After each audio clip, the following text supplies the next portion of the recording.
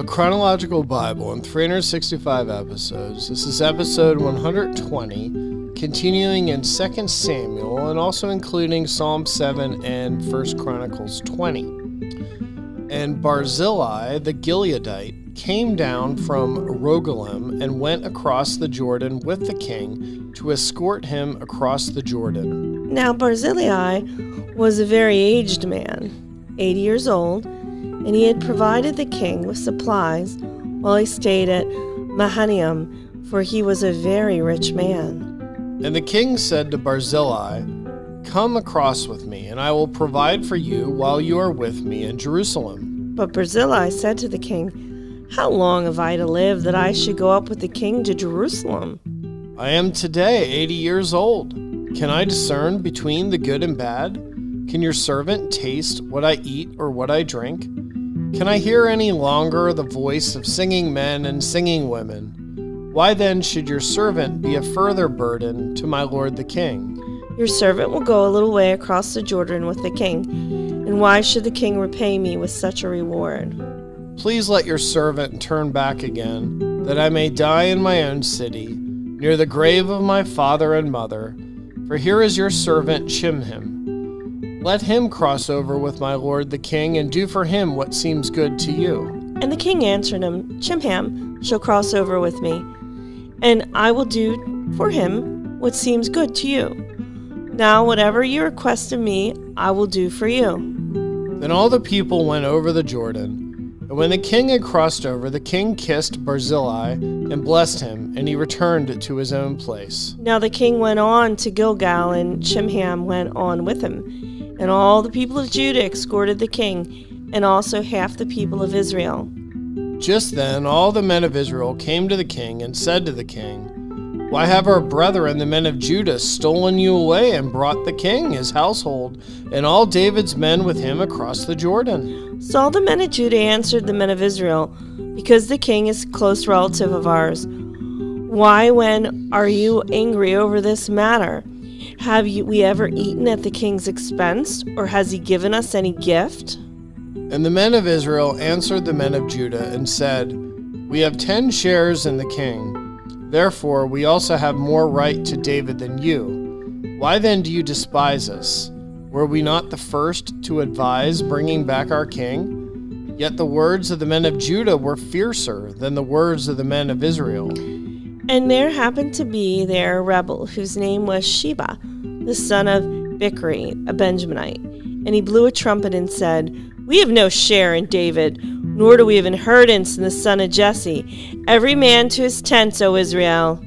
So every man of Israel deserted David and followed Sheba, the son of Bichri. But the men of Judah, from the Jordan as far as Jerusalem, remained loyal to their king. Now David came to his house at Jerusalem, and the king took the 10 women, his concubines, who he had left to keep the house, and put them in seclusion and supported them, but did not go into them. So they were shut up to the day of their death, living in widowhood. And the king said to Amasa, "Assemble the men of Judah for me within 3 days, and be present here yourself." So Amasa went to assemble the men of Judah, but he delayed longer than the set time which David had appointed him. And David said to Abishai, "Now Sheba, the son of Bichri, will do us more harm than Absalom. Take your lord's servants and pursue him, lest he find for himself fortified cities and escape us." So Joab's men with the Cherethites and the Pelethites, all the mighty men, went out after him, and they went out from Jerusalem to pursue Sheba the son of Bichri. And when they were at the large stone which is in Gibeon, Amasa came before them. Now Joab was dressed in battle armor. On it was a belt with a sword fastened in its sheath and at his hips. And as he was going forward, it fell out. And Joab said to Amasa, "Are you in health, my brother?" And Joab took Amasa by the beard with his right hand to kiss him. But Amasa did not notice the sword that was in Joab's hand. And he struck him with it in the stomach, and his entrails poured out on the ground. And he did not strike him again. Thus he died. Then Joab and Abishai, his brother, pursued Sheba, the son of Bichri. Meanwhile, one of Joab's men stood near Amasa and said, Whoever favors Joab and whoever is for David, follow Joab. But Amasa wallowed in his blood in the middle of the highway. And when the man saw that all the people stood still, he moved Amasa from the highway to the field and threw a garment over him, when he saw that everyone who came upon him halted. When he was removed from the highway, all the people went on after Joab to pursue Sheba the son of Bichri. And he went through all the tribes of Israel to Abel and Beth-makkah and all the Berites. So they were gathered together and also went after Sheba.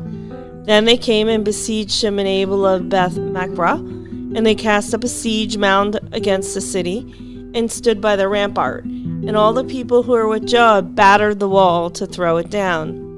And a wise woman cried out from the city, "Hear, hear, please say to Joab, come nearby that I may speak with you." When he had come near to her, the woman said, "Are you Joab?" He answered, "I am." Then she said to him, "Hear the words of your maidservant." And he answered, "I am listening." So she spoke, saying, "They used to talk in former times, saying, they shall surely seek guidance at Abel, and so they would end disputes. I am among the peaceable and faithful in Israel. You seek to destroy the city and a mother in Israel. Why would you swallow up the inheritance of the Lord?" And Joab answered and said, Far be it from me that I should swallow up or destroy. That is not so, but a man from the mountain of Ephraim, Sheba the son of Bichri, by name, has raised his hand against the king, against David. Deliver him only, and I will depart from this city. So the woman said to Joab, "Watch, his head will be thrown to you over the wall." Then the woman in her wisdom went to all the people, and they cut off the head of Sheba the son of Bichri, and threw it out to Joab. Then he blew the trumpet, and they withdrew from the city, every man to his tent. So Joab returned to the king at Jerusalem. And Joab was over all the army of Israel. Benaniah the son of Jehoiada was over the Cherethites and the Pelethites. Adoram was in charge of revenue. Jehoshaphat the son of Ahilud was recorder. Sheva the scribe, Zadok and Abiathar were the priests. And Ira the Jairite was a chief minister under David. Now there was a famine in the days of David for 3 years, year after year, and David inquired of the Lord, and the Lord answered, "It is because of Saul and his bloodthirsty house, because he killed the Gibeonites." So the king called the Gibeonites and spoke to them. Now the Gibeonites were not of the children of Israel, but of the remnant of the Amorites. The children of Israel had sworn protection to them, but Saul had sought to kill them in his zeal for the children of Israel and Judah. Therefore David said to the Gibeonites, "What shall I do for you, and with what shall I make atonement, that you may bless the inheritance of the Lord?" And the Gibeonites said to him, "We will have no silver or gold from Saul or from his house, nor shall you kill any man in Israel for us." So he said, "Whatever you say, I will do for you." Then they answered the king, "As for the man who consumed us and plotted against us, that we should be destroyed from remaining in any of the territories of Israel, let 7 men of his descendants be delivered to us, and we will hang them before the Lord in Gibeah of Saul, whom the Lord chose." And the king said, "I will give them." But the king spared Mephibosheth, the son of Jonathan, the son of Saul, because of the Lord's oath that was between them, between David and Jonathan, the son of Saul. So the king took Armoni and Mephibosheth, the 2 sons of Rizpah, the daughter of Aiah, whom she bore to Saul, and the 5 sons of Michal, the daughter of Saul, whom she brought up for Adriel, the son of Barzillai the Maholathite. And he delivered them in the hands of the Gibeonites, and they hanged them on the hill before the Lord.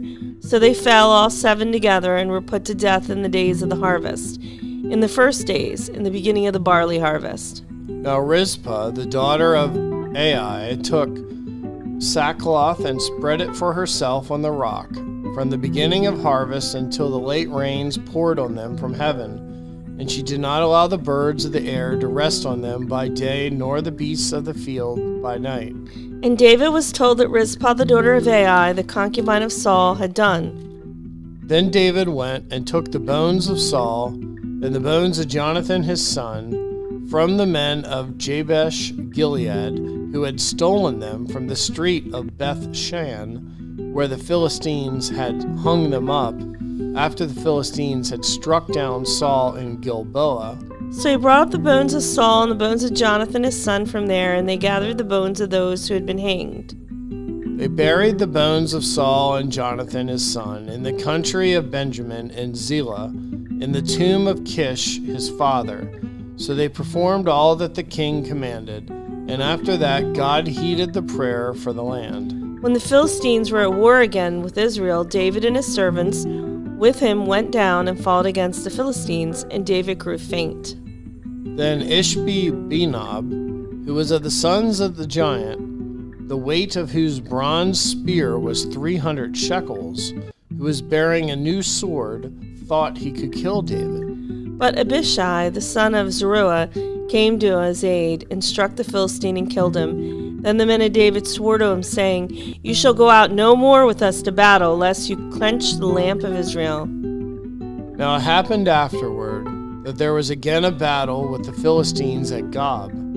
Then Sibbecai the Hushathite killed Saph, who was one of the sons of the giant. Again there was a war at Gob with the Philistines, where Elhanan, the son of Jair, Origam, the Bethlehemite, killed the brother of Goliath the Gittite, the shaft of whose spear was like a weaver's beam. Yet again there was war at Gath, where there was a man of great stature, who had 6 fingers on each hand and 6 toes on each foot, 24 in number, and he also was born to the giant. So when he defied Israel, Jonathan, the son of Shemaiah, David's brother, killed him. These 4 were born to the giant in Gath, and fell by the hand of David and by the hand of his servants. Psalm 7, a meditation of David, which he sang to the Lord concerning the words of Cush, a Benjamite. O Lord my God, in you I put my trust. Save me from all those who persecute me and deliver me. Lest they tear me like a lion, rending me in pieces, while there is none to deliver. O Lord my God, if I have done this, if there is iniquity in my hands, if I have repaid evil to him who was at peace with me, or have plundered my enemy without cause, let the enemy pursue me and overtake me. Yes, let him trample my life to the earth, and lay my honor in the dust. Selah. Arise, O Lord, in your anger. Lift yourself up because of the rage of my enemies. Rise up for me to the judgment you have commanded. So the congregation of the people shall surround you. For their sakes, therefore, return on high. The Lord shall judge the peoples. Judge me, O Lord, according to my righteousness, and according to my integrity within me. Oh, let the wickedness of the wicked come to an end, but establish the just. For the righteous God tests the hearts and minds. My defense is of God, who saves the upright in heart. God is a just judge, and God is angry with the wicked every day. If he does not turn back, he will sharpen his sword. He bends his bow and makes it ready. He also prepares for himself instruments of death. He makes his arrows into fiery shafts. Behold, the wicked brings forth iniquity. Yes, he conceives trouble and brings forth falsehood. He made a pit and dug it out, and has fallen into the ditch which he made. His trouble shall return upon his own head, and his violent dealing shall come down on his own crown. I will praise the Lord according to his righteousness, and will sing a praise to the name of the Lord Most High. Now it happened afterward that war broke out at Gezer with the Philistines, at which time Sibbecai the Hushathite killed Sippai, who was one of the sons of the giant, and they were subdued. Again there was a war with the Philistines, and Elhanan, the son of Jair, killed Lami, the brother of Goliath the Gittite, the shaft of whose spear was like a weaver's beam. Yet again there was a war at Gath, where there was a man of great stature, with 24 fingers and toes, 6 on each hand and 6 on each foot, and he also was born to the giant. So when he defied Israel, Jonathan, the son of Shimei, David's brother, killed him. These were born to the giant in Gath, and they fell by the hand of David and by the hand of his servants.